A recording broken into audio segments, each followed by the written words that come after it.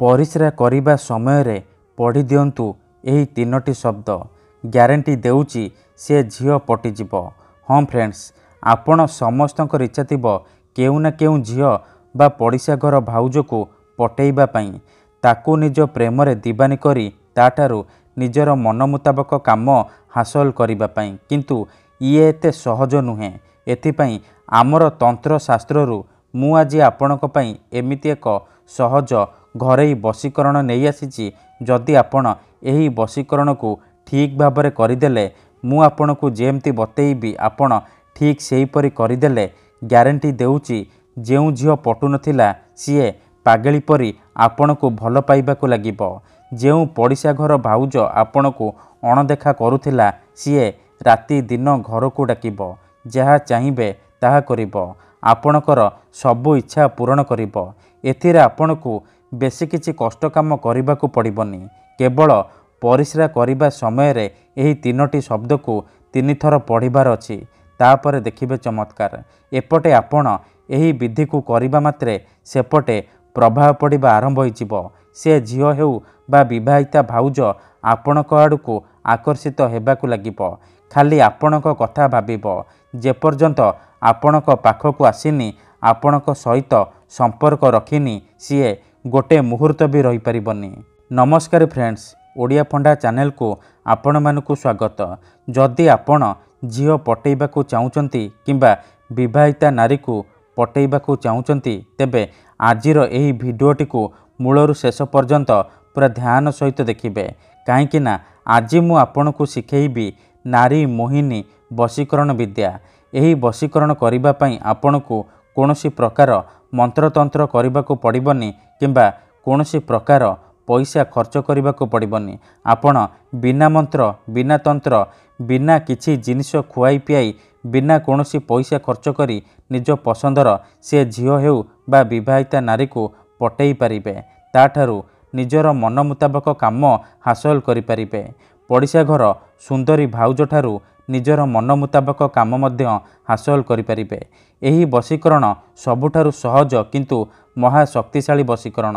तेणु मोर आपण मानकु अनुरोध कि एहाकु आपण भाबिचिंती प्रयोग करिबे।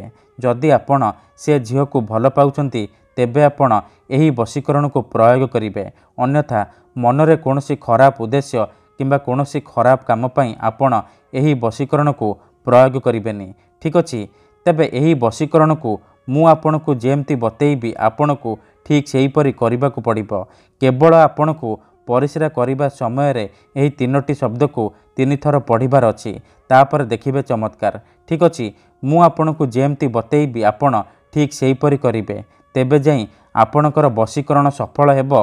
आपण 100 रु 100% सफल हेबे। निज पसंदर से झियो बा विवाहिता नारी को मुहूर्तक भितरे पटेई पारिबे।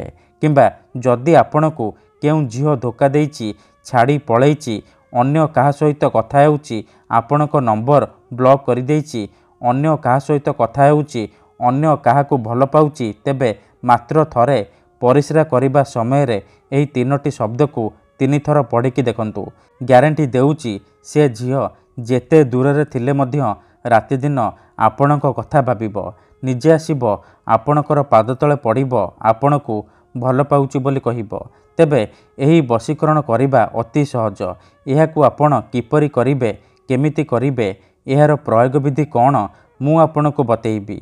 संपूर्ण प्रयोग विधि ठीक भाबरे बतेइबी। जानिबा पई मोर आपण मानकु अनुरोध कि आपण भिडियोटी को मूलरु शेष पर्यंत पूरा ध्यान सहित देखिबे।